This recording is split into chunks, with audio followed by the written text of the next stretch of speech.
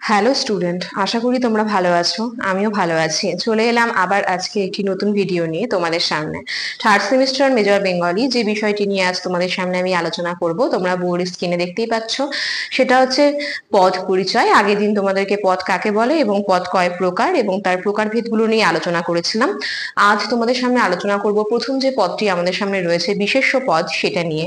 তার আগে একবার বলে রাখি, যারা এখনো আমাদের অনলাইন ক্লাসে যুক্ত হওনি, খুব তাড়াতাড়ি যুক্ত হয়ে যাও। আমাদের যোগাযোগ নম্বর 62959162827076398606। এই দুটো নম্বরে যোগাযোগ করে তোমরা তোমাদের কোর্স এবং কোর্স ফি সম্পর্কে সমস্ত কিছু যা তোমাদের প্রশ্ন রয়েছে করতে পারো।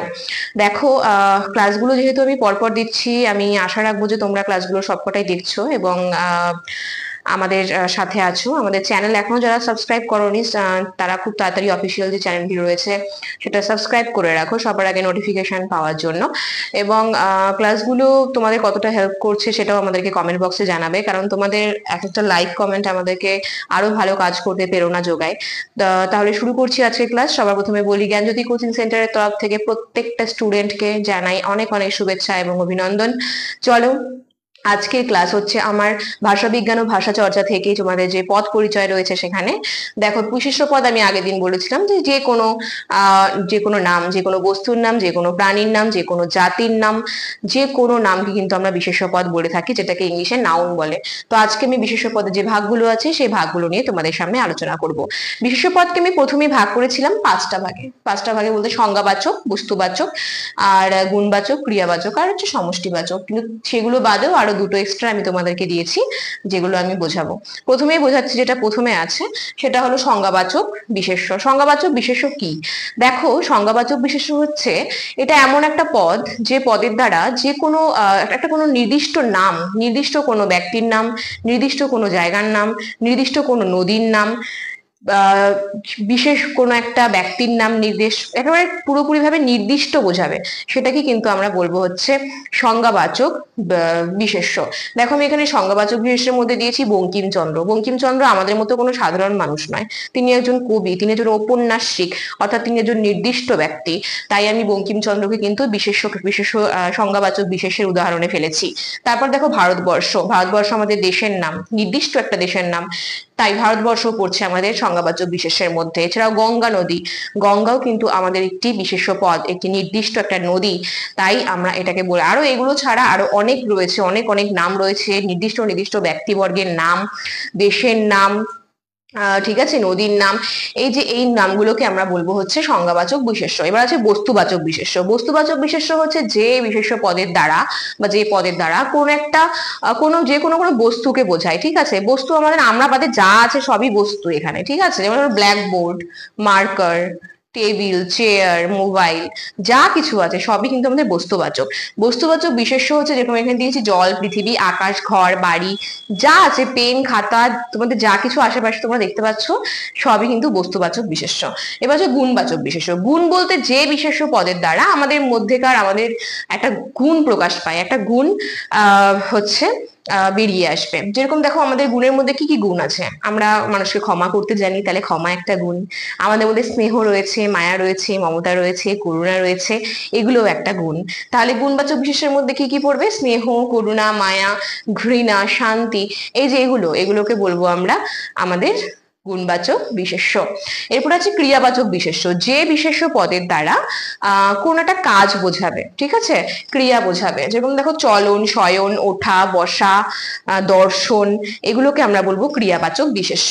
ভাববাচক বিশেষ্য। ভাব বলতে আমাদের যে বিশেষ্য পদের দ্বারা আমাদের মধ্যেকার কোনো একটা ভাব ফুটে উঠবে, সেই ভাবটাকে আমরা বলবো ভাববাচক বিশেষ্য। এবার ভাব তোমরা বলবে কি ভাব? ভাব হতে পারে সেটা আমার রাগ হতে পারে, ঠিক আছে, সেটা আমি কোনো কিছু পারছি না, আমার মধ্যে নৈরাশ্য এসে হাজির হয়েছে, নৈরাশ্য হতে পারে। আনন্দ, আমি আনন্দে আছি, আনন্দ হতে পারে। কষ্ট, বেদনা, এই যে ঘৃণা, এই যে এগুলোকে আমরা বলবো হচ্ছে কিন্তু ভাববাচক বিশেষ্য। অবস্থাবাচক বিশেষ্য। যে বিশেষ্য পদের দ্বারা কোনো ব্যক্তি বা কোনো বস্তুর, কোনো প্রাণী বা কোনো বস্তুর অবস্থাকে বোঝায়। যেরকম দেখো শৈশব, শৈশব একটা অবস্থা, যৌবন একটা অবস্থা, বার্ধক্য একটা অবস্থা। এই যে এই অবস্থাগুলোকে কিন্তু আমরা বলছি অবস্থাবাচক বিশেষ্য। দেখো তাহলে বিশেষ্য পদের যে ভাগগুলো রয়েছে, সংজ্ঞা আমি আরেকবার বলে দিচ্ছি। সংজ্ঞাবাচক বিশেষ্য, বস্তুবাচক বিশেষ্য, গুণবাচক বিশেষ্য, ক্রিয়াবাচক বিশেষ্য, সমষ্টিবাচক বিশেষ্য। সমষ্টিবাচক বিশেষ্যটা বাদ চলে গেছে, ওরাও তোমাদেরকে বলে দিই। সমষ্টিবাচক বিশেষ্য কি জিনিস?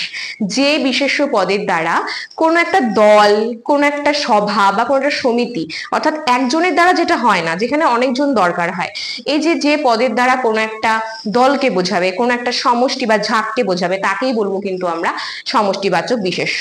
যেরকম দেখো আজ যদি বলি আজ আমার ওখানে মিটিং রয়েছে, আজ ওখানে আমার একটা দলসভা রয়েছে, এই যে দল, মিটিং, সভা, সমিতি বা এক ঝাঁক পাখি উড়ে গেল, ঝাঁক কথাটা, এই যে বিশেষ্য পদগুলো, এগুলো কিন্তু কখনো আমরা দেখতে পাচ্ছি না যে একজনের দ্বারা হচ্ছে। অনেকগুলো অনেকগুলো পাখি একসঙ্গে থাকলেই আমরা ঝাঁক কথাটা বলি, এক ঝাঁক পাখি উড়ে গেল। একটা পাখি কিন্তু থাকলে আমরা বলি না।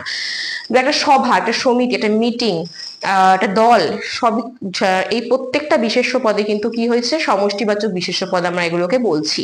এর কারণ হচ্ছে এগুলো কখনো একজন বা দুজন দ্বারা হয় না, এখানে অনেকজন মানুষ থাকতে হবে, অনেকজন বস্তু বা অনেকজন প্রাণী থাকতে হবে, তবেই সেটা কিন্তু সমষ্টিবাচক হবে। তাহলে দেখো আজ আমি তোমাদের সামনে আলোচনা করলাম বিশেষ্য পদ, বিশেষ্য পদের প্রত্যেকটা ভাগে সংজ্ঞা সহ উদাহরণ। আশা করছি আমার ক্লাস তোমরা বুঝতে পারছো, এবং যদি কোনো জায়গায় কোনো প্রবলেম হয় অবশ্যই কমেন্ট বক্সে জানাবে, আমিও সেটা সুরাহা দিব। এবং তোমরা যারা আমার ক্লাসে এখনো পর্যন্ত যুক্ত হয়ে গেছো, যারা যুক্ত হওনি তাদেরকে বলছি দেরি করো না, ক্লাসগুলোতে প্রথম থেকে থাকার চেষ্টা করো। এবং শুধু আমাদের এই বাংলা মেজর বেঙ্গলি নয়, তোমাদের থার্ড সেমিস্টারে আরো যত সাবজেক্ট রয়েছে প্রত্যেকটা সাবজেক্টের জন্য অভিজ্ঞ টিচাররা রয়েছে তোমাদেরকে গাইড করার জন্য। এবং আরো যারা তোমাদের বন্ধু বান্ধবী রয়েছে তাদেরকেও সুযোগ করে দিও এই ক্লাসটি দেখার জন্য এবং এই সুবিধাগুলো পাওয়ার জন্য। তাহলে চলো আজ আমি ক্লাস এখানেই শেষ করছি, পরবর্তী ক্লাসে চলে আসবো আমি তার নেক্সট ক্লাস নিয়ে, সেটা হচ্ছে বিশেষণ পদ। আশা করছি সবাই আমার সাথে থাকবে। ধন্যবাদ।